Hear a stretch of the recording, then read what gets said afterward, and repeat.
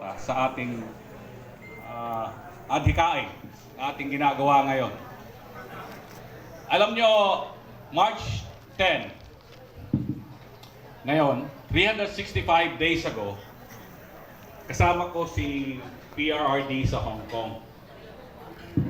At doon kami nag-spend ng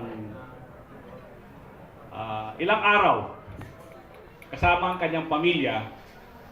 Hindi ako kasama sa kanyang pamilya, but nandun ako dahil merong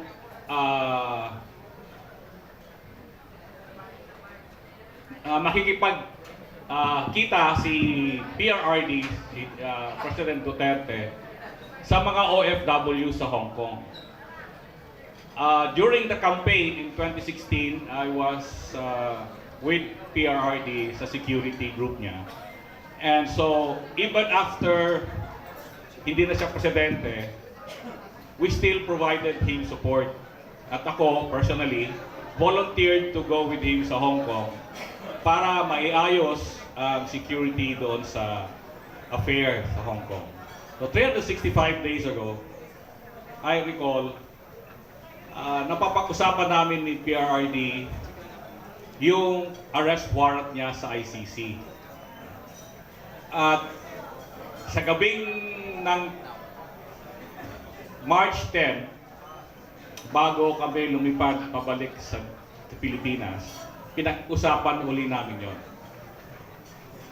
And binrief namin siya sa information, sa mga possible consequences. And we made a lot of mga suggestion, no? Para maiwasan sana. Pero at the end of all the discussions, nag-decide siya, sabi niya, tuloy tayo, harapin ko yan.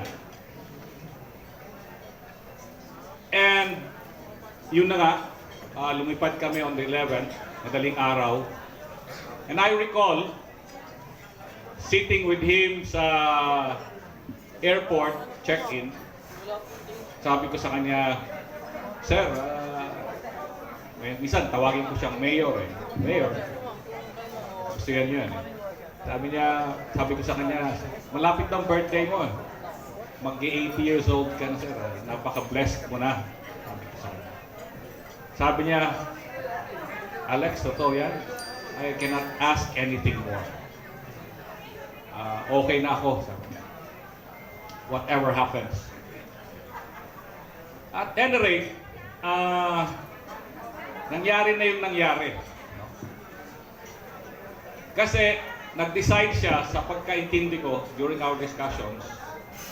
May lawyer kami kasama, si Attorney Mejaldea sa Hong Kong. So, may binigay na instructions.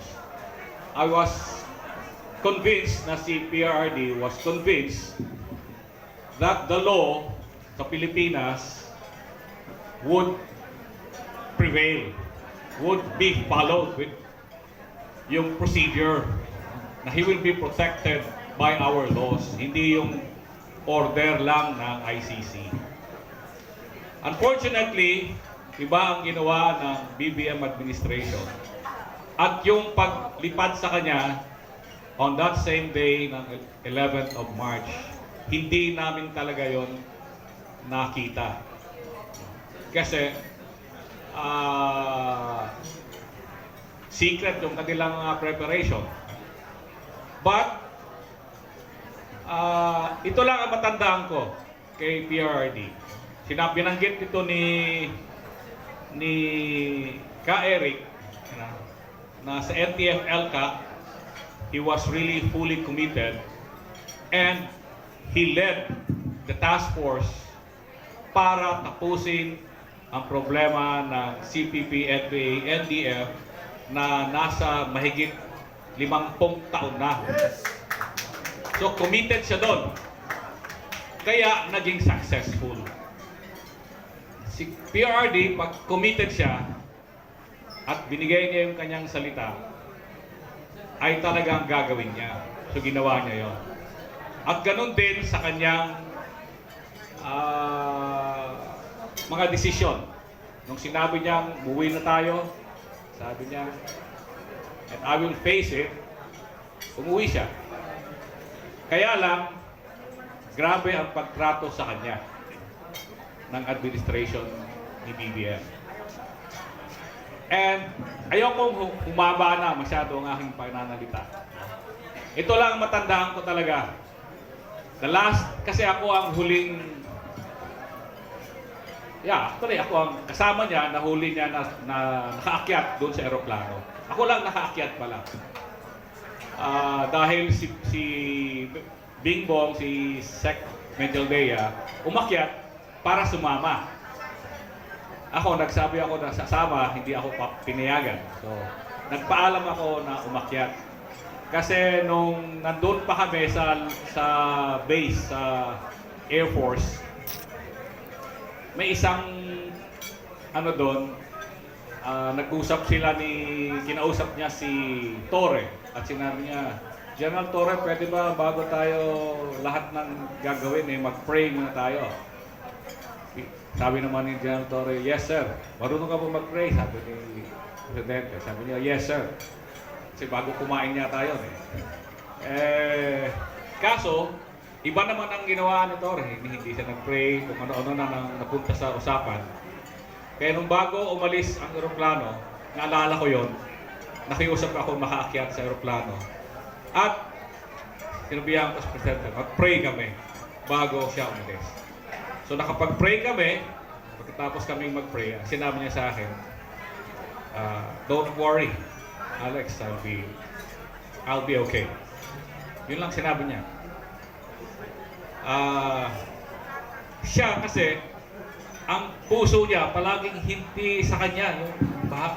He doesn't care about what happens to him, but he always cares about other people. So, inassure niya na huwag kayong I'll be okay. Huwag kayong mag-alala. So, andito ako dahil ito nga, 1 year ago, he was our beloved President, Rodrigo Roa Duterte, was really treated like a criminal kahit hindi pa siya convicted. No? Napakasama ng treatment sa kanya. Mabuti na lang, nakuna natin ng mga pictures and videos na document kung paano siya binastos ng administration. At ngayon, 1 year ago, ito yung isa sa mga bagay na gusto kong maalala natin na ito ang isa sa pinakamasamang ginawa ng administration na to kay PRRD. Dagdag lang ako. No? Nangyari kasi ito dahil talagang galing ako sa intelligence. Palagi nilang kinikwento at pinifeed kay BBM na si PRRD ang maglo-launch ng kudeta, maglo-launch ng revolusyon at i-overthrow si PRRD. At kasama kami doon. Yun ang palagi niyang kwento. Despite the fact na ang totoo niyan, maraming pumupunta kay PRRD na kinakausap siya na siya ang mamuno ng isang coup, pero ayaw niya. Ayaw niya. Sabi niya, hindi maganda ang ganong paraan na magpalit ng leader. Let's give BBM a chance to prove himself. At the early stages pa lang yon. Unfortunately, may mga nangyari. No? Nagtayo ng Maharlika Funds, convert na, binenta yung dollar na reserve natin, ginalaw ang pera ng bayan, at sabi niya hindi na siya pwedeng tumahimik. And worst of all, they started attacking Inday, VP Inday. At sabi niya, I remember that clearly, sabi niya, as a father, I have to protect my daughter and I have to do something. So, started speaking out against the administration's corruption. Siguro, plus yung mga additional information na disinformation na dinideceive yung si BBM, kung ano-ano mga kwento nila, meron pang assassination, may mga pangalan pa ng mga officers na kasama namin dati na sila daw ang gagawa ng assassination kay BBM, etc. Mga outrageous stories na galing sa intelligence kuno nila. Si PRRD mismo ayaw.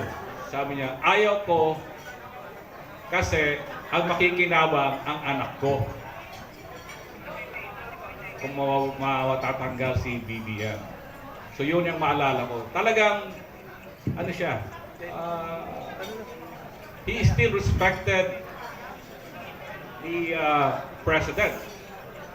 But he was vocal kasi nga, abusado at grabe ang pagnanakaw. At siguro, ginawa nila yung rason na talagang dapat ma-neutralize siya, mawala. Kaya lang ngayon, lalo namang lumalakas ang mga supporters ng PRRD. At ako nandito para pakita rin na nakikiisa ako sa inyong lahat. Kaming mga taga-Davao, kasi taga-Davao ako, meeting din, ay nakikisa sa inyong lahat. Mabuhay po ang Pilipino, ang sambayan ng Pilipino. Mabuhay si President Duterte.